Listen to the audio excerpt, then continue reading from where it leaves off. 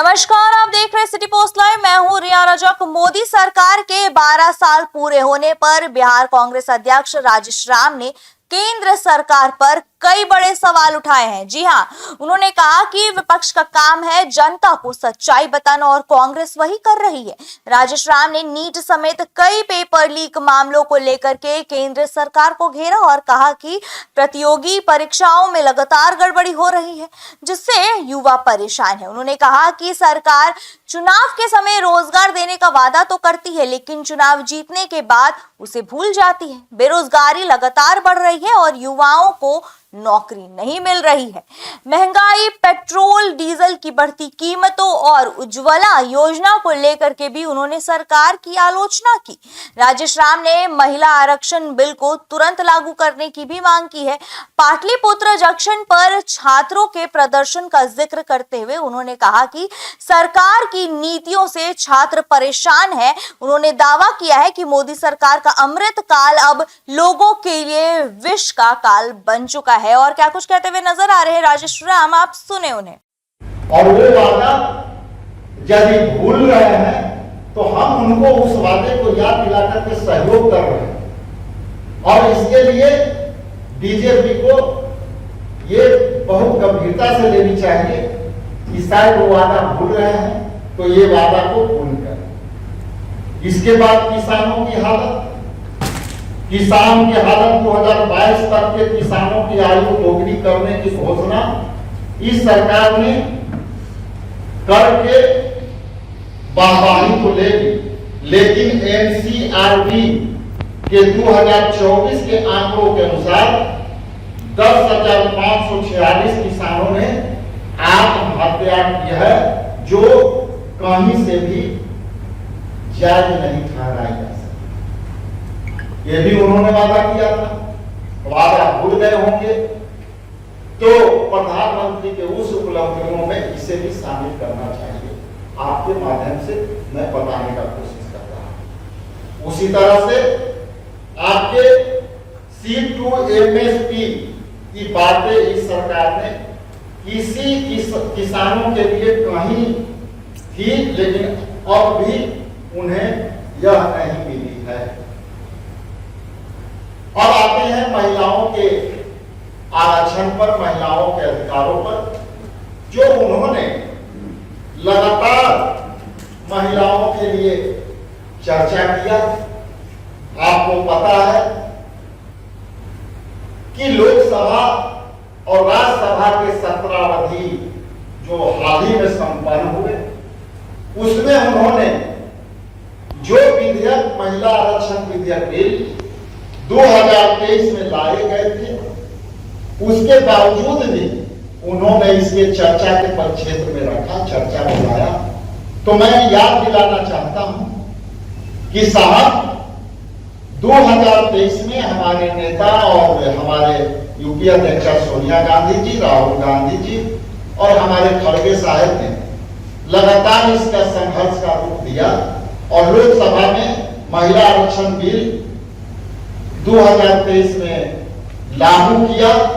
मैं आपको याद दिलाना चाहता हूं कि प्रधानमंत्री के कार्य की उपलब्धियों में शीघ्र आज ही महिला आरक्षण बिल लागू आपको कर देना चाहिए, ताकि आपके अमृत काल में महिलाओं के प्रति जो महिला सशक्तिकरण की जो आपने वादे किए हैं, वो वादा तुरंत प्रभाव से लागू हो और आई उपलब्धियां में आप तुरंत तत्काल इसे लागू करिए। हम आपको मांग करते हैं, आपको जो है याद दिलाते हैं और एहसास कराते हैं कि इसको लागू कर देना चाहिए। वादों में नहीं रह करके इसको लागू करने की समय आ गई है। हम जानते हैं कि इन सब बातों से उन्हें कोई फर्क नहीं पड़ेगा, लेकिन यदि आप वादा किए तो वादा यदि आप भूलेंगे तो विपक्ष के काम है। यह भारतीय राष्ट्रीय कांग्रेस पार्टी, हमारे नेता राहुल गांधी जी, खड़गे साहब, वेणु जी लगातार आपको सदन के अंदर याद दिलाते रहे हैं कि आपकी अमृतकाल में जिस तरह से बिहार के अंदर सारे प्रतियोगी परीक्षाओं के साथ और प्रतियोगी परीक्षार्थियों के साथ जिस तरह से अन्यायपूर्वक आप निपटने की कोशिश कर रहे हैं, ये युवा गर्मी में धूप में और प्यासे आकर के आपने यहाँ एग्जाम देने आते हैं और आप हर इलेक्शन में नौकरी के वादे करके और उनको बहलाने के लिए आप प्रतियोगिता परीक्षा के आवेदन लेकर आप जिस तरह से उनको बुला करके सेंटर के जाने के पहले धुलाई और पिटाई करते हैं, ये सभी लोग देख रहे हैं और ये समय आपको अमृत काल से 20 काल में बदल दिया है, ये सभी लोग समझ रहे हैं। आज की घटना की चर्चा हम करना चाहेंगे कि जिस तरह से प्रतियोगी एग्जामिनेशन देने आए लोगों ने ये सहयोग सरकार से नहीं मिलने के कारण दूसरे तरफ आप सेंटर की व्यवस्था ऐसा किए हैं कि आप नॉर्थ बिहार के सारे विद्यार्थियों के प्रतियोगी एग्जामिनेशन करने वाले विद्यार्थियों को साउथ बिहार को लाते हो, सीमांचल में उनको परीक्षा देने के लिए भेज रहे हो और दूसरे तरफ नॉर्थ बिहार में साउथ बिहार वाले को भेज रहे हो। तो ये आपको विजन, सरकार का विजन लोगों को परेशान करने वाली है और ये रवैया जो आपकी है ये जन विरोधी है, ये जनता के विरुद्ध है। जो अमृतकाल आप कहते हो वो 20 काल के रूप में बदल गया है। इन्हीं चंद शब्दों के साथ आप सबका पुनः आभारी, धन्यवाद। यहाँ हमारे उपस्थित कई साथी हैं, अमन जी हैं और कई हमारे कांग्रेस परिवार के साथी हैं। आपके प्रेमचंद सिंह जो कनेक्ट सेंटर देख रहे हैं, तो वो भी यहाँ उपलब्ध है। मैं सबके स्वागत करता हूँ और आप सभी को भी स्वागत करता हूँ, इलेक्ट्रॉनिक्स, प्रिंट मीडिया और सभी छायाकार साथियों को कि आप लोग इस भीषण गर्मी में आकर के हमारी बात सुनने का प्रयास किया है, इसलिए आपको भी दिल से धन्यवाद, आभार। आप जैसा कि जानते हैं कि केंद्र में माननीय मोदी जी के 12 साल काल की उपलब्धि पूरे देश में और बिहार में भी इसकी चर्चा हो रही है बीजेपी के तरफ से।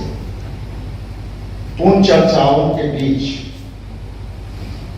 एक प्रमुख विपक्षी होने के नाते मुझे भी दायित्व बनता था कि हम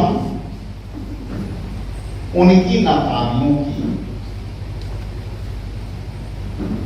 हम चर्चा करें आपके बीच। अभी जैसा कि जानते हैं कि अभी अमृतकाल मोदी जी के सरकार का चल रहा है और इस अमृतकाल में हम लोग ये चाहते थे कि बीजेपी जो ये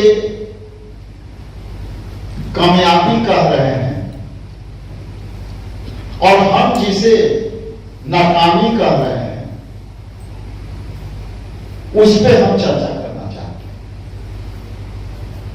अब देखिए, शुरुआत करते हैं नीट पेपर लीक के। अब नीट पेपर लीक यदि बीजेपी उनकी उपलब्धियों को गिनाना चाहती है तो मेरा मानना है कि सर्वप्रथम उनको एजेंडा में, अपने एजेंडा में जो अमृतकाल चल रहा है उस एजेंडा में लेना चाहिए था कि 12 वर्षों के शासनकाल में 89 प्रतियोगी परीक्षा पेपर लीक हुए हैं, जिसमें अकेले मेडिकल प्रवेश के नीट में 4 बार पेपर लीक हुए। तो यदि उनके एजेंडे में ये नहीं आया है तो ये उपलब्धि बीजेपी प्रधानमंत्री की उपलब्धि के रूप में इसको पॉइंट यदि छूटा हो तो मैं जोड़ना चाहता हूं, ये उन्हें जोड़ना चाहिए। क्योंकि नीट और सीबीएसई ये दोनों ऐसे उपलब्धि हैं जो अमृत काल में हमारे युवा और जो लोग नीट परीक्षार्थी के माता पिता हैं उनके लिए ये विष पीने जैसा है। इसलिए इस अमृत काल के दौर में ये नीट के छात्र और उनके माता पिता परिजन ये विष के समान इसको समझ रहे हैं। तो बीजेपी एजेंडा में, प्रधानमंत्री के उपलब्धि के एजेंडा में इसे भी शामिल करना चाहिए। उसी तरह से बेरोजगारी पर यदि हम आए तो अभी बेरोजगारी जो है वो चरम सीमा पर है और बेरोजगारी पर मानता हूं कि यह अमृत काल में बेरोजगारी पर कोई बात नहीं होगी, इसलिए शायद उनके पॉइंट ऐड नहीं हुए होंगे। तो मैं दूसरा पॉइंट ऐड कराना चाहता हूं कि बीजेपी उनकी उपलब्धि में ये भी पॉइंट को ऐड करना चाहिए। बेरोजगारी, हर साल 12 करोड़ नौकरियां देंगे ये उन्होंने वादा किया था और 12 साल में एक बार भी इस लक्ष्य को यह सरकार छू न सकी, उस पर रोजगार न दे सकी। तो ये बीजेपी के लिए बड़ी उपलब्धि है। इस उपलब्धि को भी उन्हें शामिल करना चाहिए। क्योंकि ये मैं नहीं कह रहा, ये देश में अब तक के सबसे ज्यादा युवा बेरोजगारी के स्तर को मोदी सरकार ने पहुंचाया है। CMIE 2022-23 के आंकड़ों के अनुसार 45.4% युवाओं को बेरोजगार हुए हैं। PLFS 2017-18 के आंकड़ों के अनुसार इस सरकार ने 45 साल के सबसे ऊंची दर 6.1% पर युवाओं को बेरोजगारी दर पहुंचा चुकी। ये स्पष्ट है आंकड़ों से कि इनकी उपलब्धि इससे ज्यादा हो ही नहीं सकती कि 45.5% बेरोजगारी बढ़ी हुई और इसकी दर बढ़ 6% दरें बढ़ी। तो ये भी पॉइंट बीजेपी को जोड़ने में लेना चाहिए कि मोदी जी के सरकार के 12 साल की सरकार में अमृत काल में युवाओं की बेरोजगारी दर 45.4% से बढ़ करके उसमें इजाफा हुआ है 6.1%। चूंकि हर मोर्चे पर बीजेपी जो वादा करती है, प्रधानमंत्री जो वादा करते हैं, उस पर ध्यान भटकाने वाला परंपरा से करते हैं और कई बार मुद्दे पर कहीं बात नहीं होती और वो मुद्दा भटकाने वाली होती है। इसलिए हम समझते हैं कि ये भूल गए होंगे अपने किए गए वादों का मुद्दा। इसलिए मैं आपके माध्यम से याद दिलाना चाहता हूं। महंगाई में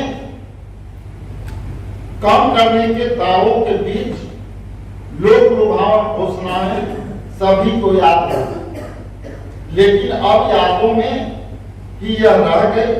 अच्छे दिन आने वाले हैं के वादा करके देश के सबसे बुरे दिन में डाल दिया। अच्छे दिन नहीं आए, लेकिन घरेलू सिलेंडर जो हम गैस के उपयोग करते हैं 410 से बढ़ करके 2026 से 1100 से ज्यादा हो चुकी है।